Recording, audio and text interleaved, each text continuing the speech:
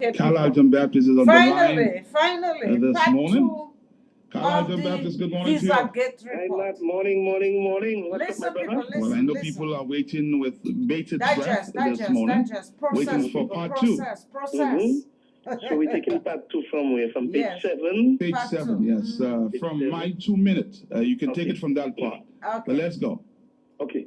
My 2 minutes to the Honorable Minister for Labor dated March 2nd, 2010 and February 1, 2011 referred to abuse of license privileges and violation of terms and conditions of a contract for the importation of farm workers. Mr. Lennox Cocky Honoré is well known by all, and his activities are not limited to farming, although there is no doubt that he is a farmer for decades.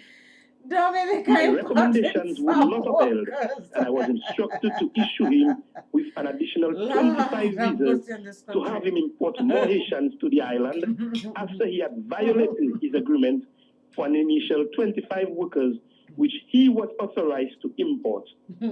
Investigation conducted by myself revealed that Mr. Honoré never applied for work permits for these migrant workers, and they all disappeared from Dominica within a short space of time through unknown and unexplained means. What To this is date, Dominica Mr. Honoré importing does not farm speak to me workers for people? and has Can somebody continuously explain this made to very me? distasteful The reason, and the logic, defamatory the statements purpose about me. behind On 3 Dominica occasions, importing farm 2009 and workers. 2011, my efforts to deny work permits to now famous Haitian nationals, Mr. William Paven and his concubine and known accomplice, Miss Glenn Tisser Montalban Rennie, was overturned by the then Minister for Labor and Immigration, and I was instructed to approve the same on behalf of the parties mentioned. The denials was meant to cause them leave the state, since information and intelligence sharing with my office and the CID, Special Branch Department, and the Immigration Department of the Police revealed serious concerns regarding the deceitful activities of the said individuals and their involvement with locals in importing Haitian nationals who would suddenly disappear from their jobs and the state after being granted work permits. To date, Ghislaine and William still reside in Dominica and by all observation continue their activities. My memorandum to the Chief of Police dated July 30, 2012 entitled The Suspected Circulation of Falsified Visas, Visitors Visa, and Apparent Illegal Entry into Dominica on court. I raised my concerns regarding more than 15 Haitian nationals who were allowed entry into Dominica by immigration officials with visas which appeared to have been falsified. I requested an investigation into the matter to determine the nature and origin of the falsified visas in order to be able to determine appropriate remedial actions. To date, I have no information as to whether an investigation was ever carried out. The Immigration Department shared no further information regarding those persons, and no specimens of those suspected fraud visas was shared with the Division of Labor to facilitate an appropriate response by the division to deal with the threat of illegal entries. In 2011, I wrote the Honorable Minister for Immigration regarding Ms. Ghislaine Rennie, a Haitian national who I referred to before, who was allowed to enter Dominica through the Melvin Hall Airport on 3 occasions without a valid work permit and without an entry visa. To date, I have had no feedback on whether or not there was an inquiry. Ms.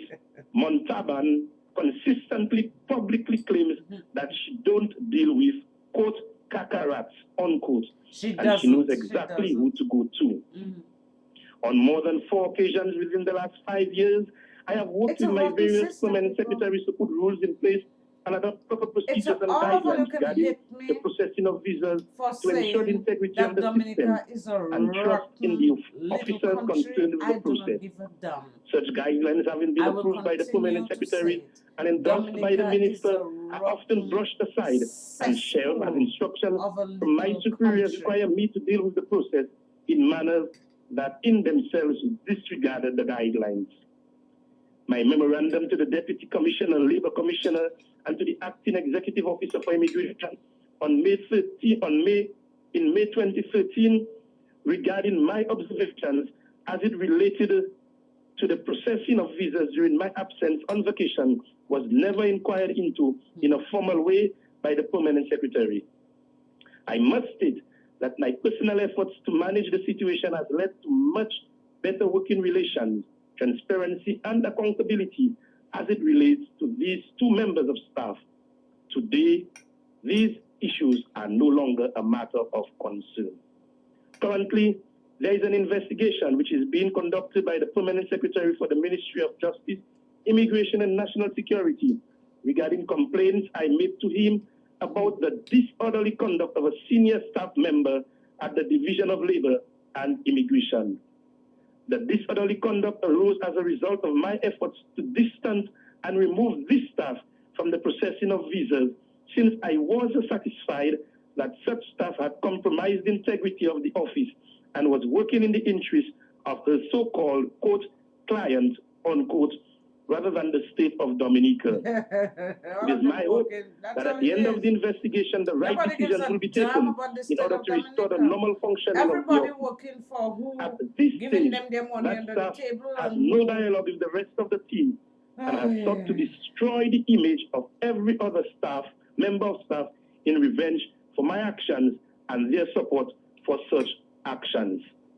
As I stated previously, decisions and recommendations for the denial of visas, which my office note to be part of an unethical and organized visa business involving Dominicans and Haitians, are continuously overturned, nullified, reversed, and overruled by my superiors and the managers.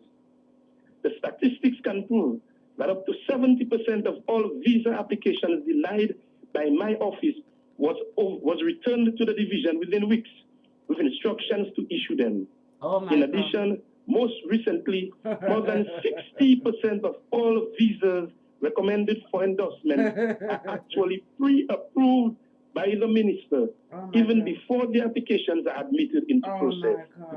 The fact is, the greater part of the approvals is not subject to the discretion or decision of the Labor Commissioner for the Division of Labor and Immigration. I'll take it from there. I'll take it from Khaled to say, well, I have carried out my functions professionally and ethically, and have auto-imposed numerous rules on my office to safeguard the integrity of the processes that I manage on behalf of the government and people of Dominica.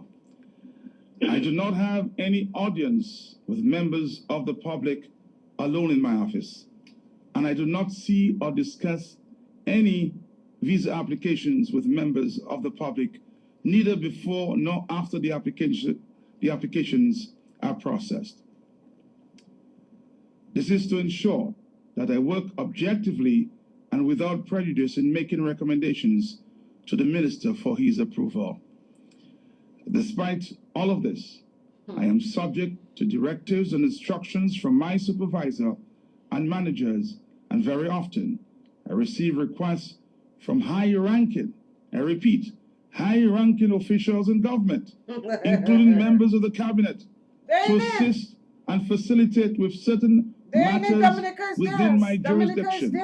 I repeat, despite all of this, I am subject to directives and instructions from my supervisor and managers, and very often I receive requests from high-ranking officials in government, including members of cabinet, to assist and facilitate with certain matters within my jurisdiction. Of course.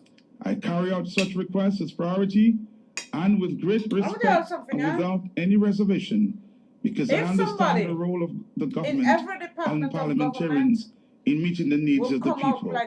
And I know it's only correct and prudent for me to assist in every way I can to ensure that me and my staff carry out our mandate of service to the government with efficiency and reliability.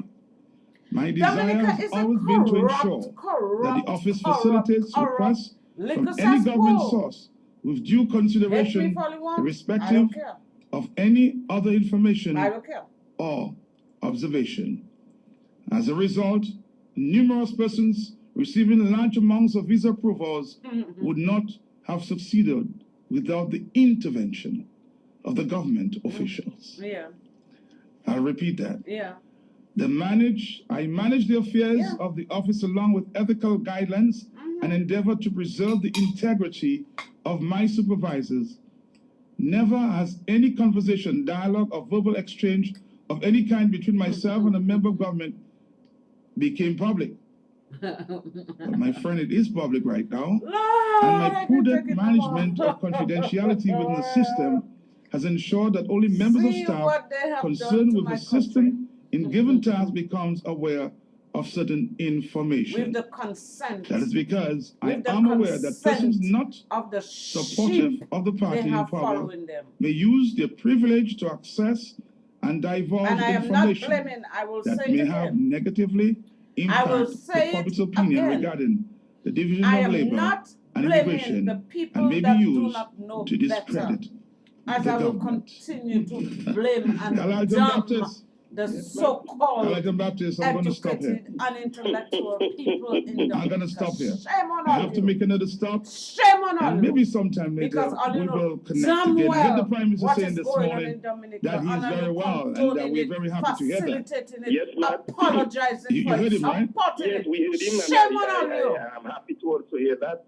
But I am concerned, Mark, as to his utterances, stating that people are digging a pit for him and are laughing. I would not want to think that anyone would be laughing if the Prime Minister is ill or was ill. No one should ever laugh if anyone of our friends or colleague or anybody is ill. You do not laugh when people fall ill.